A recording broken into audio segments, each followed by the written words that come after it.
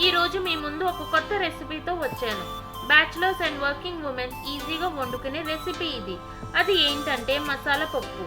ఈ పప్పు వేడి వేడి అన్నంతో తింటే చాలా బాగుంటుంది. ఇది ఒక్కటి ఉంటే చాలు, మనకి సైడ్ డిష్ కర్రీస్ లేకపోయినా పర్వాలేదు. ఈ రెసిపీ ఎలా చేయాలో చూద్దామా? ముందుగా 1/3 కప్ పెసరపప్పు అండ్ 1 కప్ కందిపప్పు వాటర్లో వాష్ చేసుకొని పక్కన పెట్టుకోవాలి. ఒక కుక్కర్లో 2 టేబుల్ స్పూన్ ఆయిల్ వేసుకోవాలి. ఆయిల్ వేడెక్కాక దాంట్లో ఆవాలు అండ్ జీరా అండ్ హింగ్ వేసుకోవాలి.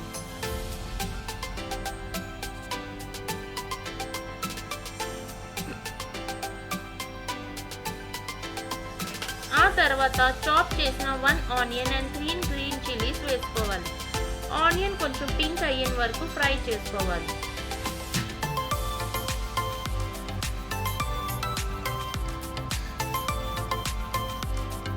దీంట్లో ఇప్పుడు 1 tea spoon ginger garlic paste వేసుకోవాలి.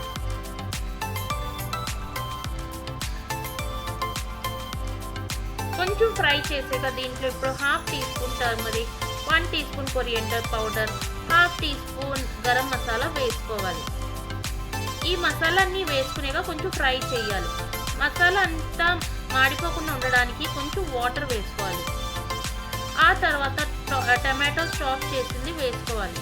స్లో ఫ్లేమ్లో టమాటోస్ని మగ్గించుకోవాలి.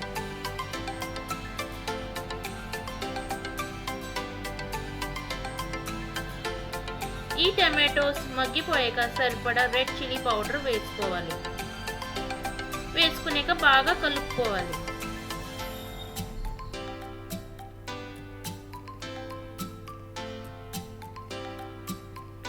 ఆ తర్వాత half tea spoon jeera powder and కొంచెం బ్లాక్ పెప్పర్ పౌడర్ వేసుకోవాలి. మసాలా అంతా దగ్గర అయ్యే వరకు కలుపుకోవాలి.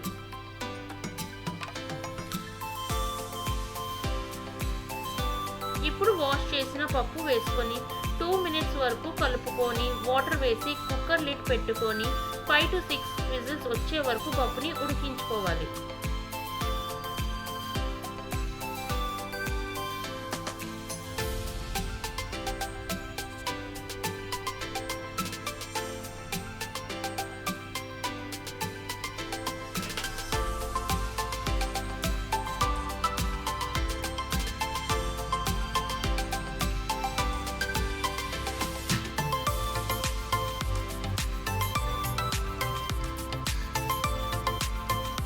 ఇప్పుడు వాటర్ వేసి మనకి కావాల్సినంత కన్సిస్టెన్సీ వచ్చే వరకు పప్పుని కాస్త మరిగించుకోవాలి.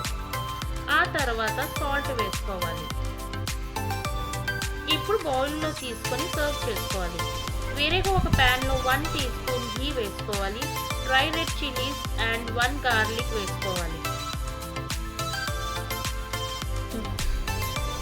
గార్లిక్ కొంచెం బ్రౌన్ అయ్యాక రెడ్ చిల్లీ పౌడర్ వేసుకోవాలి.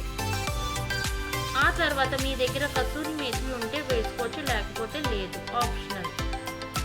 లాస్ట్గా ఈ పోపుని పప్పు మీద వేసి మీ ఫ్యామిలీ మెంబర్స్కి సర్వ్ చేయండి. ఈ రెసిపీని ట్రై చేయండి, డెఫినెట్గా మీకు నచ్చుతుంది. అలానే నా వీడియోని లైక్, షేర్ అండ్ సబ్స్క్రైబ్ చేయండి.